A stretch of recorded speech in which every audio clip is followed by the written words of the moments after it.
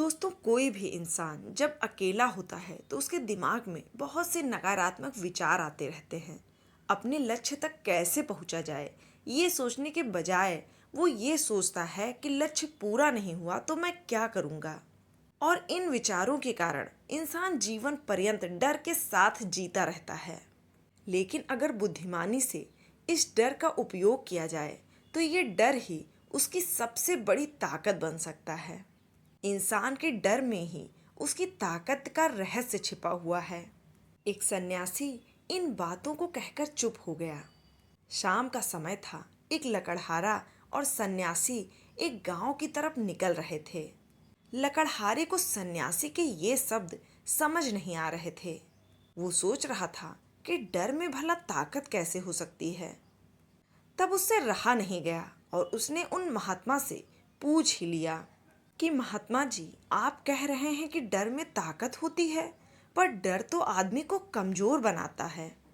वह अपनी बात पूरी भी न कर पाया था कि उसे शेर की दहाड़ सुनाई दी, जिसकी आवाज सुन लकड़हारा कांप उठा। जंगल से आती एक एक आहट उसे साफ सुनाई पड़ रही थी। उसके कदम वहीं जम से गए, क्योंकि उसे पता था कि उसके द्वारा की गई थोड़ी सी भी हरकत उसकी जान जोखिम में डाल सकती है। कुछ देर बाद जब खतरा टल गया, तब सन्यासी ने कहा कि अभी जब तुम डरे हुए थे तब तुम्हारा रोम रोम जग गया था। जंगल की हर एक छोटी आहट पर तुम्हारा ध्यान था और अपने डर के कारण तुम पूरा ध्यान लगा पाए। तुम्हें जैसे ही शेर की दहाड़ सुनाई दी, तुम्हारे सारे विचार गायब होकर तुम वर्तमान में उपस्थित हो गए थे। और अगर तुम्हें अभी शेर से बचकर भागना होता या फिर लड़ना होता तो तुम्हें अपने शरीर की वो क्षमता देखने को मिलती जो तुमने आज तक नहीं महसूस की होगी। जब हमारा मन डर में होता है तो हमारा दिमाग और हमारा शरीर अपने उच्चतम श्रेणी में काम करते हैं। जो काम तुम अपनी आम जिंदगी में नहीं कर पाते, वो तुम्हें डर के कारण कराया जा सकता है। सन्यासी ने आगे कहा कि परीक्षा के एक दिन पहले जो याद करने की गति होती है, वो सामान्य याद करने की क्षमता से कहीं तेज होती है। और तुम जानते हो कि ये सब परीक्षा के डर से ही होता है। इसलिए डर को दूर करने की जगह इंसान को ये सोचना चाहिए कि वो अपने डर को ताकत कैसे बना सकता है। जिस प्रकार सुख दुख एक ही सिक्के के दो पहलू होते हैं, उसी प्रकार डर और ताकत भी एक ही सिक्के के दो पहलू हैं। जिस प्रकार रोशनी के बिना अंधेरा पूर्ण नहीं होता, उसी प्रकार डर के बिना ताकत का कोई महत्व नहीं है। लकड़हारा सन्यासी के ज्ञान से बहुत प्रभावित हुआ। उनके चरणों में नतमस्तक हो गया और पूछा कि आखिर अपने डर को ताकत में कैसे बदलें। गुरुदेव, इसके लिए कोई उपाय बताएं। इस पर सन्यासी ने कहा, देखो, डर दो प्रकार के होते हैं, मानसिक और शारीरिक। सन्यासी ने आगे कहा, मान लो जंगल से जाने पर तुम्हारे मन में शेर का ख्याल आ गया और तुम्हारे मन में एक डर पनप गया। अब हर समय तुम्हारे मन में ये ख्याल चलेगा कि कहीं शेर ना आ जाए, जबकि ये शेर वर्तमान में तुम्हारे सामने नहीं है।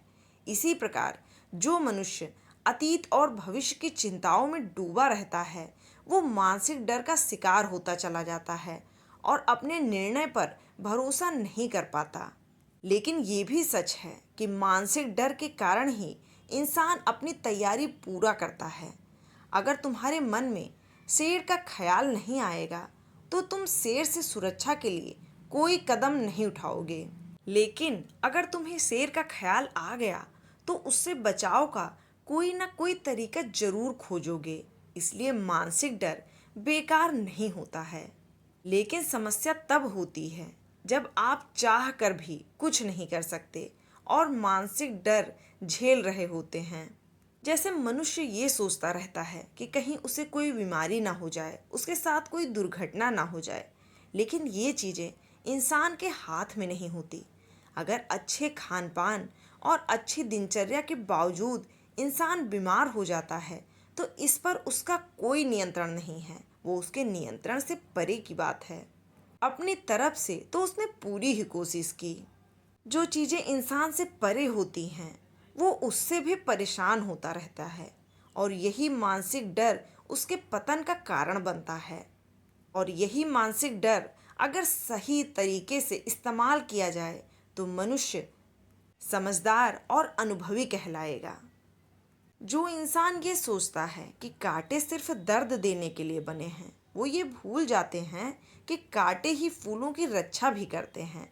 ऐसे ही ज्ञानी मनुष्य किसी भी चीज़ का उपयोग अपने सकारात्मक तरीके से कर सकता है।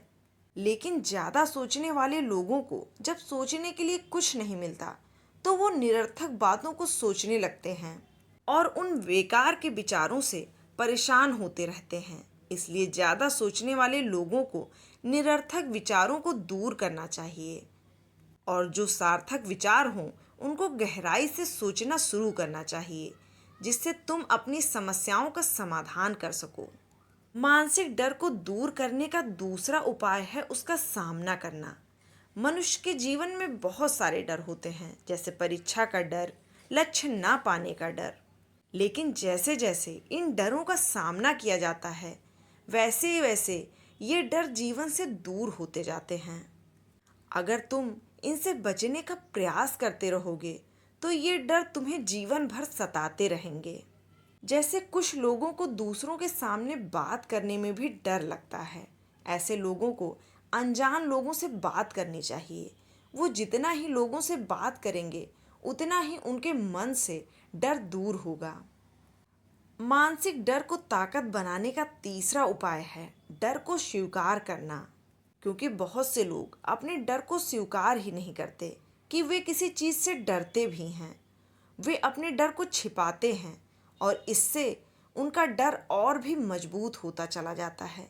इसलिए अपने डर को स्वीकार करें। सन्यासी ने आगे कहा कि लेकिन शारीरिक डर दूर करने के लिए तुम्हें दूसरे तरीके अपनाने होंगे।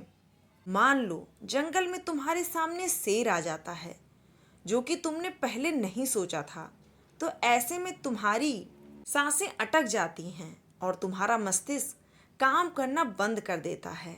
इसलिए जब बिना सोची बात घटित हो जाती है तो हमें डर महसूस होता है और इसे ही शारीरिक डर कहते हैं। अब शारीरिक डर दूर करने का पहला उपाय है अपने ऊपर संयम रखना। क्योंकि जब किसी के साथ बिना सोची बात घटती है तो उसका संयम टूट जाता है और दिमाग काम करना बंद कर देता है। और अगर मस्तिष्क की सोचने समझने की शक्ति खत्म हो गई तो हमारा शरीर भी स्थिर हो जाता है। इसलिए अगर व्यक्ति कठिन समय में भी अपने ऊपर संयम रखता है तो उसका मस्तिष्क सही तरीके से काम करता है और वो सही निर्णय लेकर उन परिस्थितियों से जल्द ही बाहर आ जाता है। यहाँ पर दूसरा उपाय ये है कि जीवन में कुछ भी घटित हो सकता है। जीवन हमारी सोच के अनुरूप नहीं चलता। जीवन में कुछ भी हो सकता है और यही जीवन की खूबसूरती होती है। अगर आपको आज ही पता चल जाए कि आने वाले 10 सालों तक आप क्या कर पाएंगे तो आपके जीवन से रुचि खत्म हो जाएगी। लेकिन अगर जीवन एक रहस्यमयी किताब की तरह बना रहेगा तो आप अपने जीवन से कभी नहीं थकेंगे। आपका जीवन आपको आश्चर्यचकित करता रहेगा।